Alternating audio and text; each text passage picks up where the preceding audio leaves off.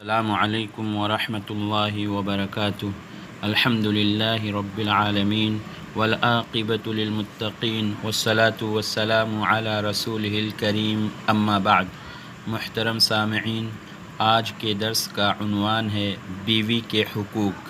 پیارے اسلامی بھائیوں، اسلام شادی شدہ زندگی چاہتا ہے اور اس میں بیوی اور شوہر کے حقوق متعین کرتا ہے۔ ازدواجی تعلق خدائی منصوبہ اور فطری عمل ہے۔ ازدواجی تعلقات میں اصل پیار اور محبت ہے، جو میاں اور بیوی کے مابین خوشگوار ماحول اور خوشگوار ذہنی حالت اور کیفیت کا باعث ہوتا ہے۔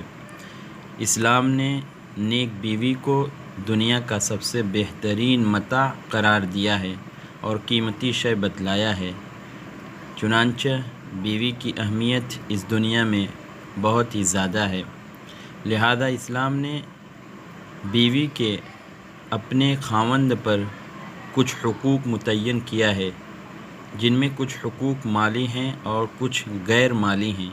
مالی حقوق میں مہر، نفقہ اور رہائش وغیرہ ہے، اور غیر مالی حقوق میں بیویوں کے درمیان عدل و انصاف کرنا، اسی طرح اچھے اور بہتر انداز میں بود و باش اور معاشرت کرنا اور بیوی کو تکلیف نہ دینا۔ آئیے اختصار کے طور پر ان کو ہم جانتے ہیں۔ پہلا جو حق ہے بیوی کا، وہ مہر کا ہے، اور مہر کہتے ہیں کہ وہ مال ہے جو بیوی کا اپنے خاوند پر حق ہے، جو عقد، نکاح یا پھر دخول کی وجہ سے ثابت ہوتا ہے، اور یہ بیوی کا خاوند پر اللہ تعالیٰ کی طرف سے واجب کردہ حق ہے۔ اللہ تعالیٰ کا فرمان ہے وَآتُوا النِّسَاءَ صَدُقَاتِهِنَّ نِحْلَةً، اور عورتوں کو ان کے مہر راضی خوشی دے دو۔ دوسرا حق ہے بیوی کا نان و نفقہ۔ علماء اسلام کا اس پر اجماع ہے کہ بیویوں کا خاوند پر نان و نفقہ واجب ہے، اور اس کی ضروریات پوری کرنا، مثلا کھانا پینا وغیرہ، یہ سب کچھ خاوند کی ذمہ داری ہے۔ اللہ رب العالمین کا فرمان ہے وَعَلَى الْمَوْلُودِ لَهُ رِزْقُهُنَّ وَكِسْوَتُهُنَّ بِالْمَعْرُوفِ، اور جن کے بچے ہیں ان کے ذمے ان عورتوں کا روٹی، کپڑا اور رہائش دستور کے مطابق ہے۔ اور ایک دوسرے مقام پر اللہ تعالیٰ نے کچھ اس طرح فرمایا لِيُنْفِقْ ذُو سَعَةٍ مِّن سَعَتِهِ وَمَنْ قُدِرَ عَلَيْهِ رِزْقُهُ فَلْيُنْفِقْ مِمَّا آتَاهُ اللَّهُ، کہ کشادگی والا اپنی کشادگی میں سے خرچ کرے، اور جس پر رزق کی تنگی ہو اسے جو کچھ اللہ نے دیا ہے اس میں سے خرچ کرے۔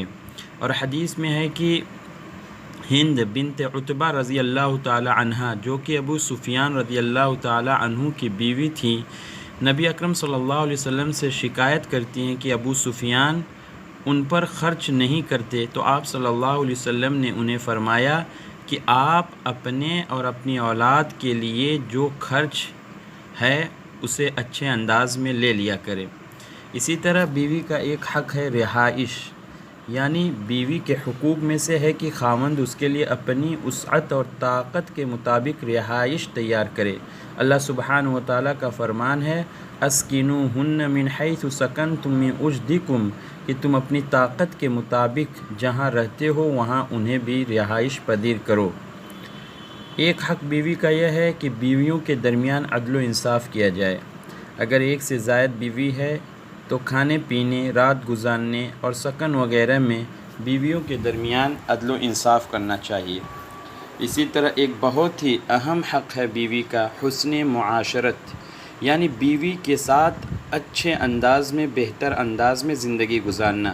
خاوند پر واجب ہے کہ وہ اپنی بیوی سے اچھے اخلاق اور نرمی کا برتاؤ کرے، اور اپنی وسعت کے مطابق اسے وہ اشیاء پیش کرے جو اس کے لیے محبت و الفت کا باعث ہو، اس لیے کہ اللہ تعالیٰ کا فرمان ہے وَعَاشِرُوهُنَّ بِالْمَعْرُوفِ، کہ ان کے ساتھ حسن معاشرت اور اچھے انداز میں بود و باش اختیار کرو۔ اور ایک مقام پر کچھ اس طرح اللہ رب العالمین فرماتا ہے وَلَهُنَّ مِثْلُ الَّذِي عَلَيْهِنَّ بِالْمَعْرُوفِ، کہ عورتوں کے بھی ویسے ہی حق ہے جیسے ان پر مردوں کے حق ہیں۔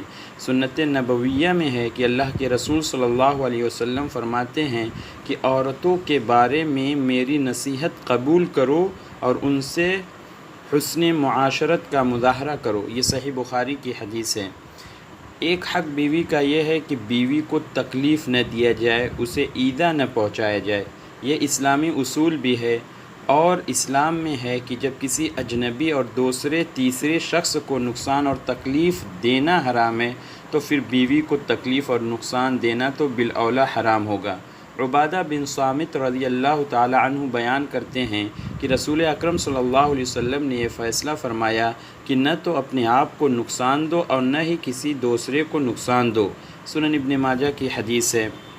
پیارے اسلامی بھائیوں، دور حاضر میں ہر ایک مسلمان کو اس بات پر غور کرنا چاہیے کہ وہ اپنی ذمہ داری کو ادا کر رہا ہے یا نہیں، اور بیویوں کے جو حقوق ہے اسے مکمل پاسداری امانت داری کے ساتھ پورا کرے۔ اس میں ہی دنیا اور آخرت کی بھلائی ہے، اور ایک خوشگوار ماحول معاشرہ اس کے ذریعے سے سماج میں پنپے گا۔ اور آخر میں اللہ رب العالمین سے دعا ہے کہ وہ ہمیں بیویوں کے حقوق کی ادائیگی کی توفیق عطا کرے۔ آمین۔ وآخر دعوانا ان الحمد للہ رب العالمین۔ والسلام علیکم ورحمۃ اللہ وبرکاتہ۔